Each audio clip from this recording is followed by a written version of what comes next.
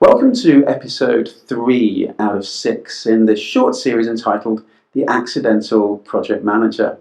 And in this episode, I want to talk about something that's quite important. Do you know, I'm going to share with you, the key to success in projects?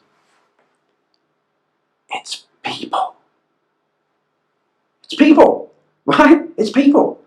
If I talk to project managers about how much time they spend managing people, they'll say between 60 and 80%.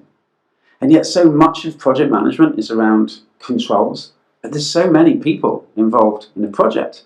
We need to be prioritizing that. Now, I can't help myself but smile at this point, because when I talk to lots of project managers, they'll also tell you that project management would be really easy if it wasn't for the people, getting in the way with their requirements and their expectations and all that kind of stuff.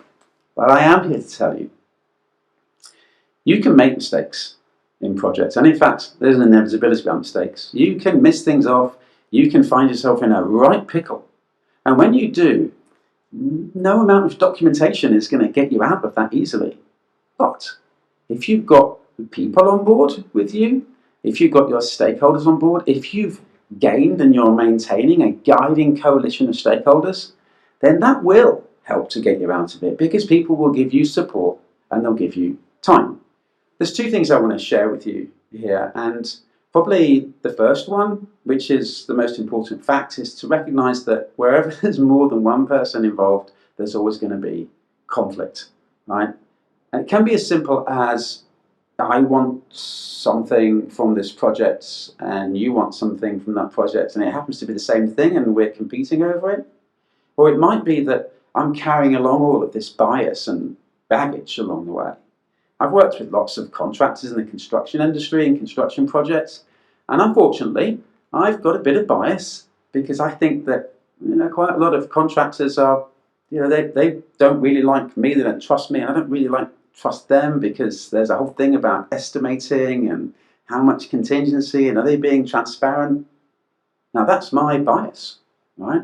And if I'm working with that contractor and they've got a similar bias, we both want a successful project, but there's something getting in the way and we end up sitting opposite each other on a table, and we start using contracts and law and documents. And let me take it back to that point I made earlier.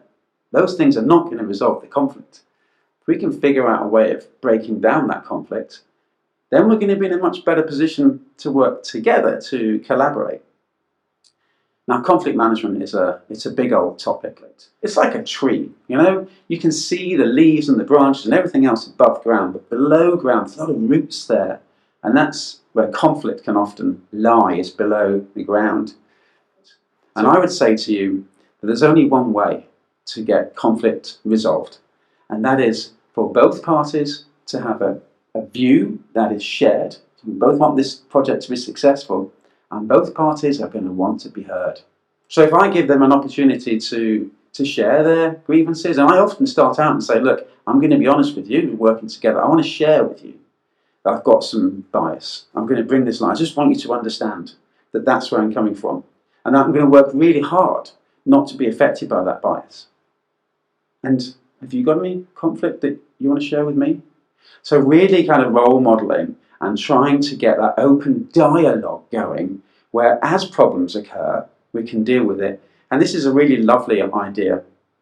Instead of us sitting opposite each other, talking about problems between us, if we can get through dialogue to a point where we're sat side by side, or we're stood side by side and we're both looking at the project, that's collaborative, right? So conflict resolution really comes from a place of dialogue and collaboration. Now, the second thing I want to share with you is around stakeholder management. And it's a massive topic, so I'll just try and give you a couple of thoughts on it, really. Stakeholders in a project are people that are interested in the process, the progress, or the outcome of the project. And their stakes are not always positive. See the conflict piece before, whatever their previous experiences might be. But they've got expectations, they've got requirements, they want to be heard, they want to be brought along the journey at a time that's appropriate for them. And the thing about stakeholder management would be, the outcome is to gain and maintain a guiding coalition of stakeholders. They will not be the same people throughout the life of the project. People who are super interested and enfranchised in the projects at the start when it's talking about the idea and the outcomes, they might not be as interested or as supportive or as powerful. I might not need them involved at later stages.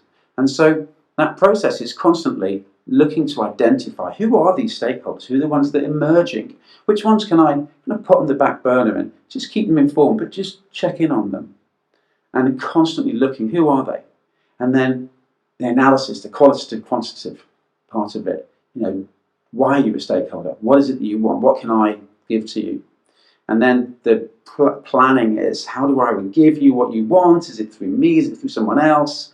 And then constantly reviewing. Identify stakeholders. I qualify and quantify them. I come up with a plan. I execute that plan. I review. Is that working for them? Is it working for me? Make some changes and go back. It's a constant life cycle, stakeholder management. I quite like stakeholder management. I quite like that challenge and the joy of enfranchising people. And my last pointer would be, try and maintain a mantra of no surprises.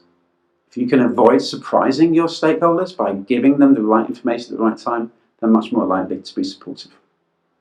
So I hope you've enjoyed this latest short episode in the Accidental Project Manager. If you want to know more about any of these topics, if you want to have a look at the book, if you're interested in a workshop or some coaching or just want to have a chat, then find me on LinkedIn or check out tcqprojects.co.uk.